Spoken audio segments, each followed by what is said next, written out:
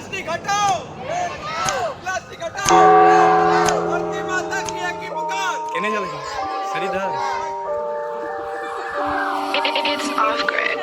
धरती माता की एक ही पुकार। प्लास्टिक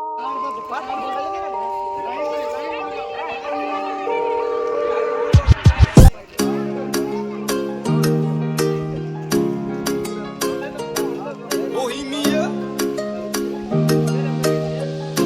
SLP सारे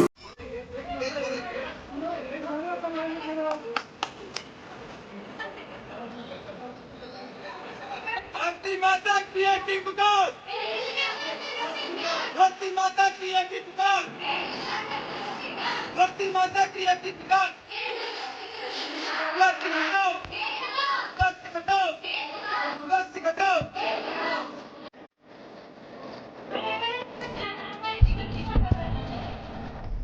पर्यावरण को बचाना है, पर्यावरण को बचाना है, पर्यावरण को बचाना है। प्लास्टिक हटाओ। बदलेगा, बदलेगा, बदलेगा, बदलेगा।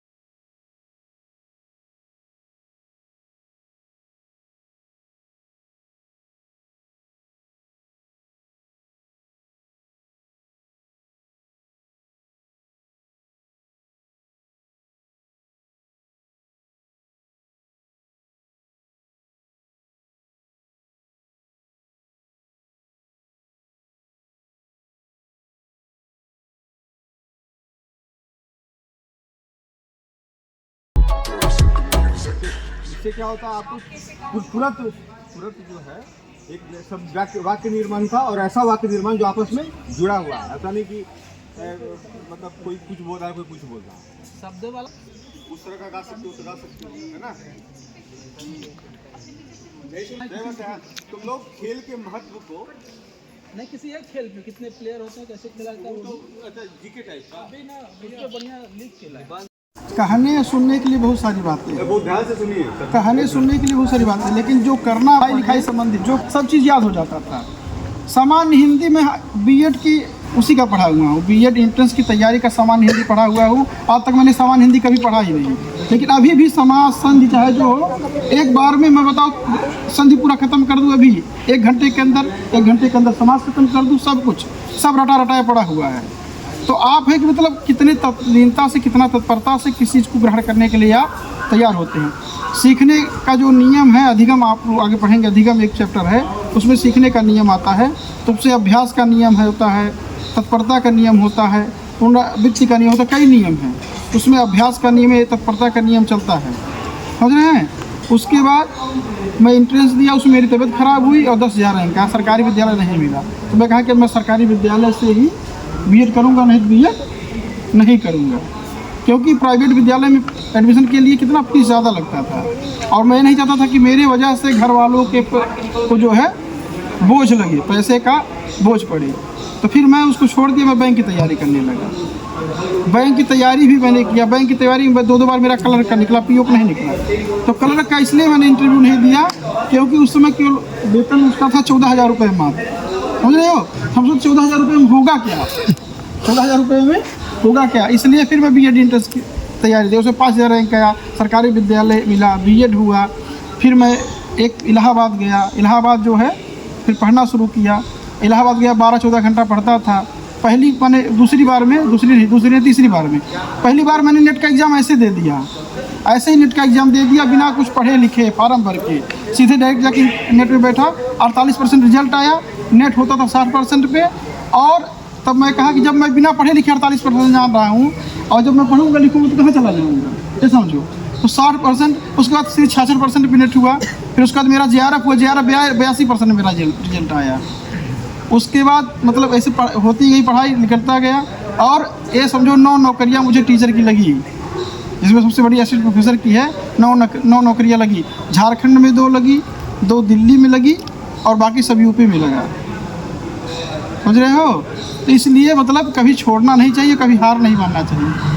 आदमी को कहीं से भी शुरू कर सकता है और कहीं न कहीं अच्छे मुकाम पे वह पहुंच सकता है। और कहने के लिए बहुत सारी बातें हैं, बहुत सारा है, लेकिन यह है कि मतलब ये मैं कहता हूँ कि मतलब तुम कभी अपने आप को मतलब हीन मत समझो, क्योंकि जिस स्थिति में तुम हो उस स्थिति में बहुत लोग नहीं हैं। तुम लोग, तुम्हारे पास तो 2 हाथ गोड़ पैर सब कुछ है ना, खाना खा रहे हो अच्छे से ना। बहुत लोग खाना अच्छे से नहीं खा पा रहे हैं, जो खाना अच्छे से खा रहे हैं उनके हाथ पैर गोड़ नहीं है, कुछ नहीं, विकलांग हैं वो। उनसे से अच्छी पोजीशन में तुम हो कि नहीं हो। लेकिन इस चीज़ का कभी अभिमान भी नहीं करना चाहिए, घमंड नहीं करना चाहिए। जब तुम्हें लगा कि मैं बहुत अच्छा कर रहा हूँ, जब लगे कि बहुत अच्छा कर रहा हूँ, बहुत आगे जा रहा हूँ, जो तुमसे आगे हैं उनको देख लो तो ठहर जाओगे।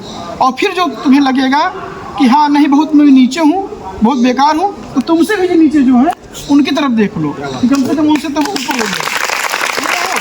इसलिए जीवन में जो है समन्वय बना के रखना चाहिए, सामंजस्य बना के रखना चाहिए। कहते हैं कि न कभी उड़ना चाहिए और न कभी फड़फड़ाना चाहिए। जीवन जो है धीरे धीरे चलना चाहिए। कहते धीरे धीरे रे मना, धीरे धीरे सब होए, माली सींचे 100 घड़ा, ऋतु आए फल होए। इसलिए धीरे धीरे गति से सारी चीज़ें होती रहती हैं। जिन्हें 3 लोगों को हमेशा अपने पास रखना चाहिए। एक जिनकी कंडीशन हमारे जैसे हो, जो तुम्हारे दोस्त होते हैं। एक लोग होते हैं जिनकी कंडीशन तुमसे अच्छी हो, जो तुम्हारे आइडियल हो सकते हैं। और तीसरे लोग होते हैं जिनकी कंडीशन तुमसे ख़राब हो। अगर तुम कभी अपने आप को लो फील करो तो जो तुमसे ख़राब कंडीशन में है उनको तुम देख सकते हो। कभी तुमको अगर अपने बहुत घमंड हो, जो तुमसे ऊपर है, उनको देख सकते हो। बाकी तो तुम्हारे दोस्त है ही तुमको तुम्हारी हैसियत और औकात दिखाने के लिए। तो इसी क्रम में हम अपने अग्रज डॉक्टर विवेकानंद पाटिल सर से अनुरोध करें कि सर आए, सर भी अपने अनुभवों को कि शक्तियाँ संभावनाएं आपके भीतर बहुत सारी हैं, बस आपको पता नहीं है। वो पता हम बताते हैं कि आप किस फील्ड में जाएंगे, कौन खेल कूद में जा सकता है, कौन संगीत में जा सकता है, कौन शिक्षक बन सकता है, कौन समाज सेवी बन सकता है। ये हमारी आँखें देखती रहती हैं, पहचानती हैं प्रतिभा। तो उस हिसाब से डायरेक्शन दे दिया जाता है और जो उसको पकड़ लिए, उसको सचमुच में ग्रहण कर लिए, वो आगे बढ़ जाते हैं। यहीं से आपके कई बच्चे गए हैं बाहर, जो कई महाविद्यालयों की शोभा बढ़ा रहे हैं। असिस्टेंट प्रोफेसर बन गए, कोई समाज सेवी बन गए, कोई बड़े बड़े नेता बन गए। तो इस तरह से आपके अंदर की जो संभावनाएं हैं, क्षमताएं हैं, उसकी एक परंपरा है अच्छे विद्यार्थियों की यहाँ। तो आप भी उसी क्रम में। एक और उसी पर कथा थी जो सुबोध जी ने बताया।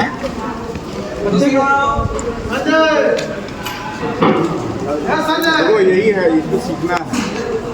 बहुत कमज़ोर बच्चा है, विद्यार्थी। गुरुजी पढ़ा के हार गए, उसको कुछ समझ में ना आए, बेचारा परेशान, उसको भी परेशानी कि हमको याद क्यों नहीं हो रहा है कुछ। रोने लगे। गुरुजी ने बुलाया, कहा इधर आओ इधर आओ, अपना हाथ दिखाओ। देखे, अरे बेटा तुम्हारे हाथ में तो विद्या की रेखा ही नहीं है, तुम ऐसा करो सामान बांधो और घर जाओ, झूठे मेहनत कर रहे हो बिना मतलब का, तुम्हारे हाथ में विद्या की रेखा नहीं है, तुम नहीं पढ़ पाओ, जाओ। तो थोड़ी देर बाद वो तो उस समय नहीं समझ में आया, उसको जाके बैठ गया, नहीं जाना चाहता था घर। थोड़ी देर में उसको दिमाग में आया कि अच्छा पूछते हैं गुरु से कि विद्या की रेखा होती कहाँ। तो गया, कहा गुरुजी विद्या की रेखा कहाँ होती है हाथ में। तो कहा कि देखो यही विद्या की रेखा है, ज्ञान की रेखा यही तुम्हारे हाथ में नहीं है, धुंधली है, यही होती तुम विद्यार्थी होते। अच्छा, तो गया, पता नहीं कहाँ से नुकीला पत्थर उठाया और उस जगह पे उसने चीर दिया हाथ को और दौड़ता हुआ आया, कहा कि देखिए गुरुजी मैंने विद्या रेखा बना दी। गुरुजी को बड़ा पश्चाताप हुआ, उनको ये उम्मीद नहीं थी कि बच्चा इस तरह से कर लेगा। उसका हाथ मलहम पट्टी करवाए, धोए और फिर उसको बड़े प्रेम से कहे कि तुम घबराओ नहीं, अब तुम सीख जाओ। जब इतना लगन तुम्हारे भीतर है तो धीरे धीरे अभ्यास करो, लेकिन अभ्यास से मत भागना। जो हम लोग दोहा पढ़े हैं ना, करत करत अभ्यास थे जलमति होत सुजान, दसरी आवत जाते सिल पर परत निशान। वह जो दोहा है वो इसी बात को संकेत करता है। तो अंतिम में वो बच्चा फिर मेहनत करने लगा और आगे चल के बहुत बड़ा विद्वान बना। तो इस तरह की बहुत सारी कथाएं हैं जिसमें जब बच्चों को लगता है कि मैं तो कुछ कर ही नहीं सकता हूँ, मेरे अंदर कोई क्षमता ही नहीं है, ऐसा नहीं है। सबके अंदर कुछ न कुछ कला है, कुछ न कुछ विशिष्ट कला संपन्न हम सभी हैं। उस कला को बस पकड़ना है, पहचानना है और उस कला का विकास करके अपनी सेवा, परिवार की सेवा, समाज की सेवा जब हम करेंगे तो राष्ट्र की सेवा खुद ब खुद हो जाएगी। राष्ट्रीय सेवा योजना का हिस्सा हम खुद बन जाएंगे, आजीवन बने रहेंगे। लेकिन राष्ट्र की सेवा करने से पहले अपने प्रतिभा को तो निखारना पड़ेगा, तभी आप किसी योग्य हो सकते हैं। किसी भी काम के योग्य जब आप बन जाएंगे तो आपकी राष्ट्र की सेवा में वो प्रतिभा लग जाएगी, योगदान हो जाएगा। अब राष्ट्र है क्या चीज़, उसकी सेवा कैसे करेंगे।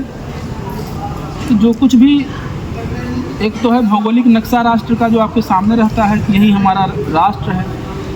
एक उससे भी बड़ा व्यापक नक्शा है, जहाँ तक आपकी बुद्धि जाए, जहाँ तक आपका मन मिल रहा हो, जहाँ तक के लोगों के हृदय मिल रहे हो, उस बाउंड्री को पार करके वो सब कुछ अपने राष्ट्र के अंतर्गत व्यापक जो उसका नक्शा है, उस अर्थ में पूरा विश्व ही आपका एक परिवार है। और सब पूरे विश्व के परिवार से, हर सदस्य से, जहाँ भी उस जो राष्ट्र की संकल्पना आपके भीतर है, उसके नदी से, निर्झर से, पेड़ से, पौधों से, लताओं से, पत्थर से, उस मिट्टी से, सब चीज़ों से जब आप प्रेम करते हैं तब का एक स्वरूप आपके सामने खड़ा होता है। और जब उसको सुरक्षित करने के प्रयास में लग जाते हैं, अपना जीवन खपाते हैं, तो राष्ट्रीय सेवा योजना की बात उसका हिस्सा बन जाता है। तो इतने बड़े व्यापक लक्ष्य को पाने के लिए अभी से आप प्रयास कर रहे हैं।